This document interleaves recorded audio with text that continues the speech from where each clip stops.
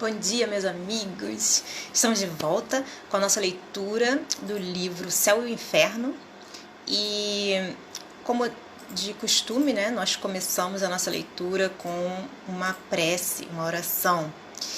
E eu vou começar essa prece ao nosso anjo da guarda também.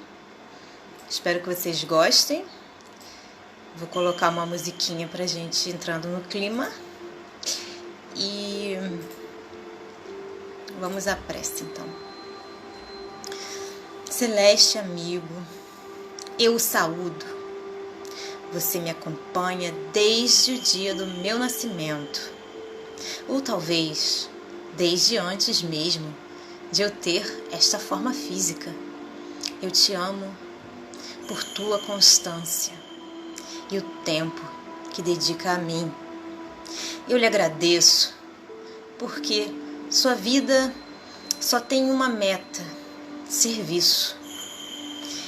Eu abençoo porque é parte do poder de Deus, expressão de seu amor, divino aliado.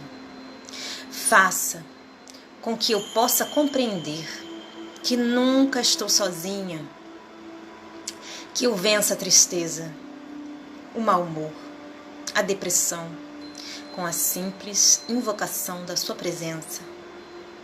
Que eu possa superar meus medos, confiando em seu amparo.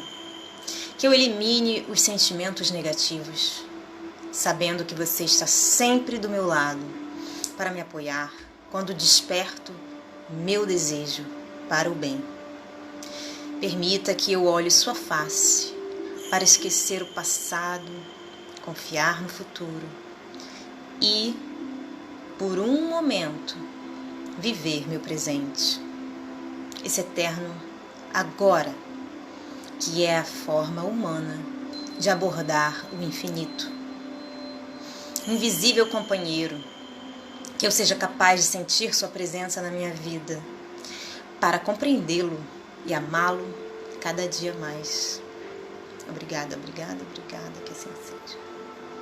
Bom, gente, na nossa leitura, nós estávamos no capítulo 4, Origem das Penas Eternas, e hoje vamos continuar com os argumentos a favor das penas eternas.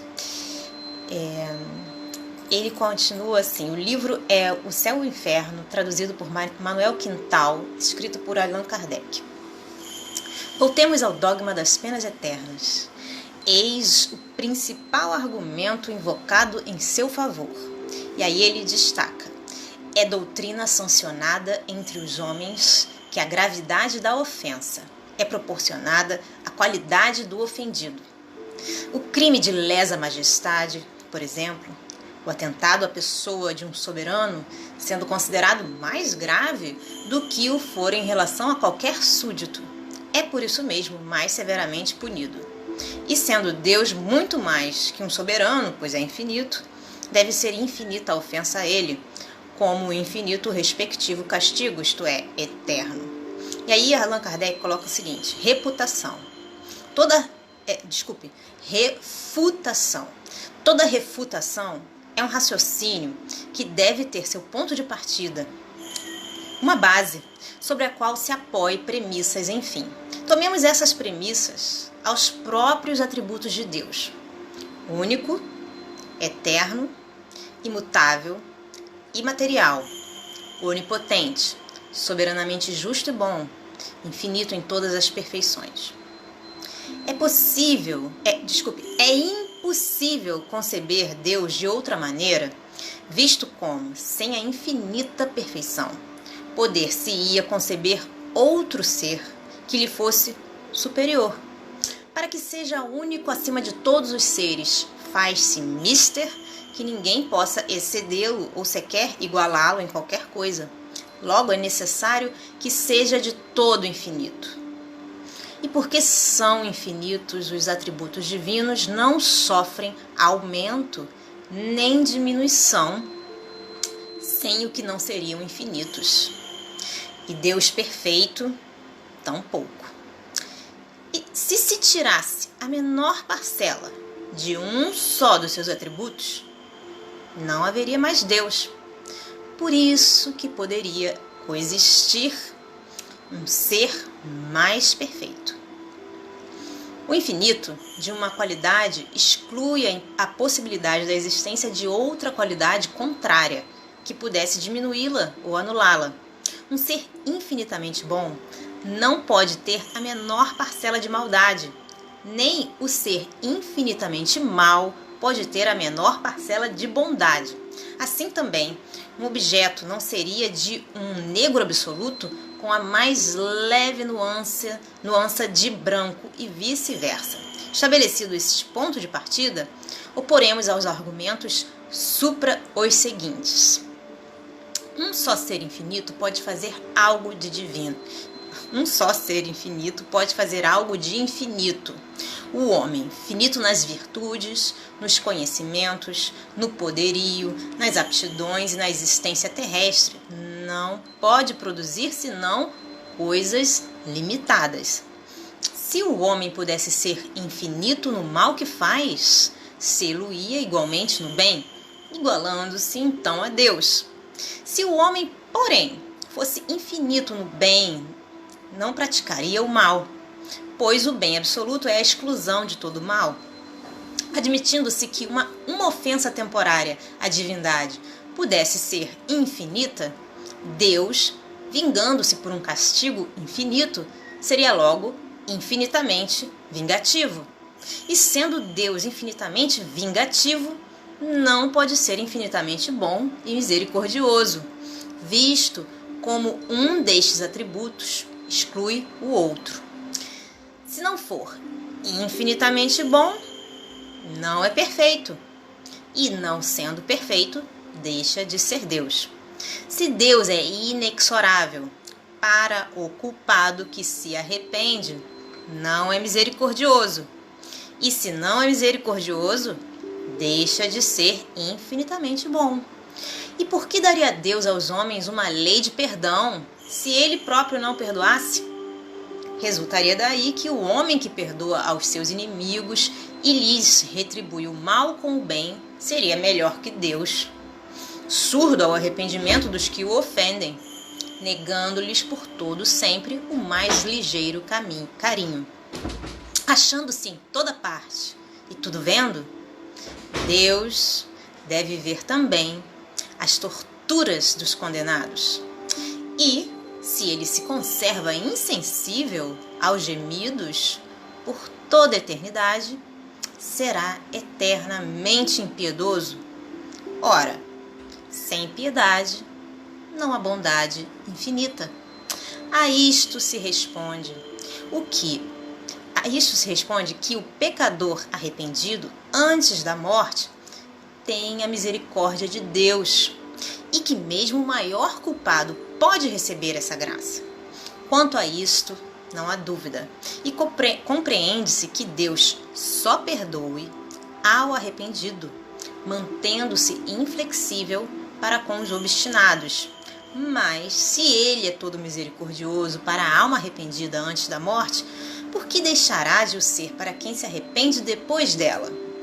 Porque a eficácia do arrependimento só durante a vida, um breve instante, e não na eternidade que não tem fim. Circunscritas a um dado tempo, a bondade e misericórdia divinas teriam limites e Deus não seria infinitamente bom. Deus é soberanamente justo. A soberana justiça não é inexorável absolutamente, nem leva a complacência ao ponto de deixar impunes todas as faltas.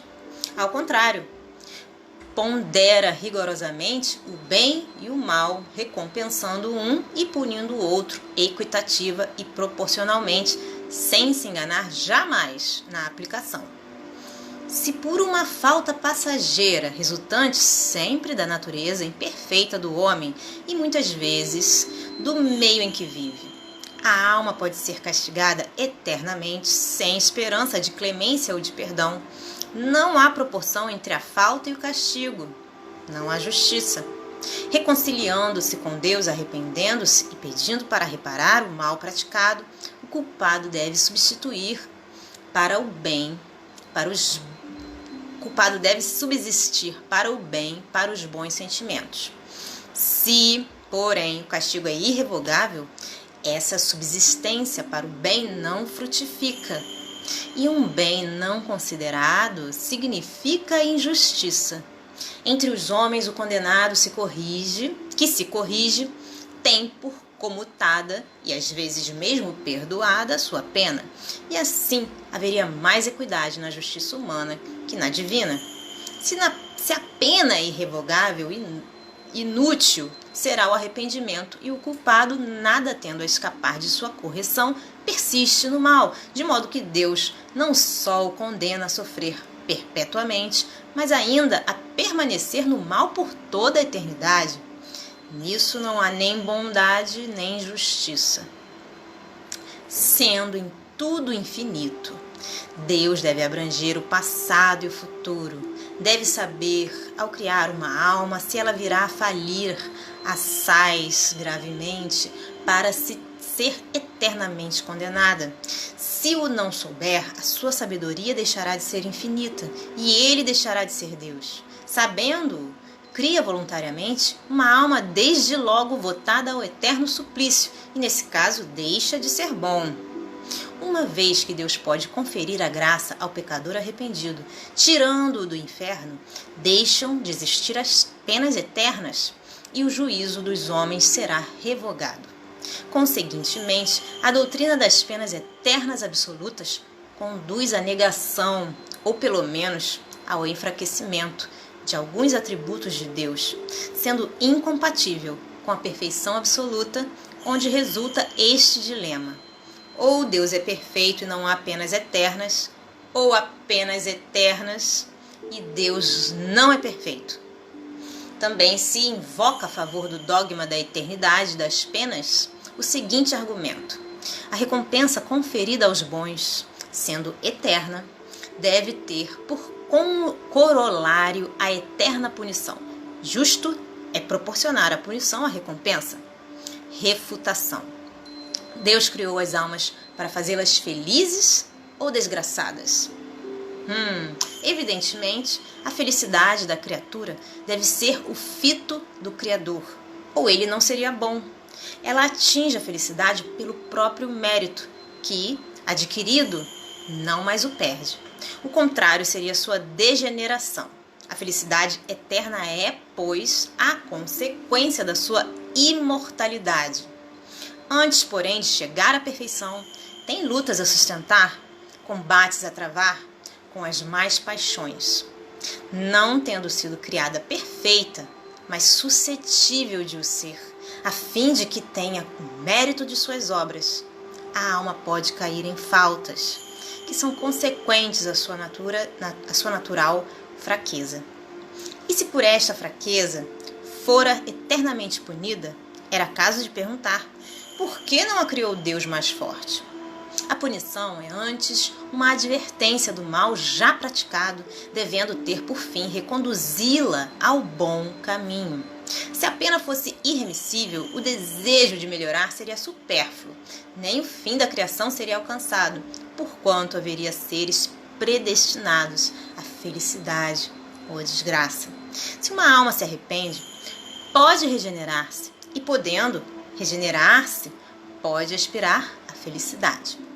E Deus seria justo se lhe recusasse os respectivos meios? Sendo o bem o fim supremo da criação, a felicidade, que é o seu prêmio, deve ser eterna, e o castigo, como meio de alcançá-la, temporário. A noção mais comezinha da justiça humana prescreve que se não pode castigar perpetuamente quem se mostra desejoso de praticar o bem. Um último argumento a favor das penas eternas é este: o temor das penas eternas é um freio. Anulado este, o homem, por nada temer, entregar-se-ia a todos os excessos. Refutação: este raciocínio procederia se a temporalidade das penas importasse, de fato, na supressão de toda a sanção penal. A felicidade ou infelicidade futura tortura é consequência rigorosa da justiça de Deus, pois a identidade de condições para o bom e para o mal seria a negação dessa justiça. E não sendo eterno, nem por isso o castigo deixa de ser temeroso, e tanto maior será o temor quanto maior a convicção. Esta, por sua vez, tanto mais profunda será, quanto mais racional a procedência do castigo. Uma penalidade em que, se não crê, não pode ser um freio. E a eternidade das penas está nesse caso. A crença nessa penalidade, já o afirmamos, teve a sua utilidade, a sua razão de ser ainda da época. Hoje não somente deixa de impressionar os ânimos, mas até produz descrentes. Antes de a preconizar como necessidade, fora mister demonstrar a sua realidade. Seria preciso, além disso, inferir a sua eficácia relativamente aos que a preconizam e se esforçam por demonstrá-la. E, desgraçadamente, entre esses, muitos provam pelos atos que nada temem das penas eternas. Assim, impotente para reprimir os próprios profitentes, que império poderá exercer sobre os descrentes e refratários? Bom, gente, ficamos por aqui hoje. Espero que vocês tenham gostado da leitura tanto quanto eu. Um beijo grande, fiquem com Deus, Deus abençoe a todos. Tchau, tchau.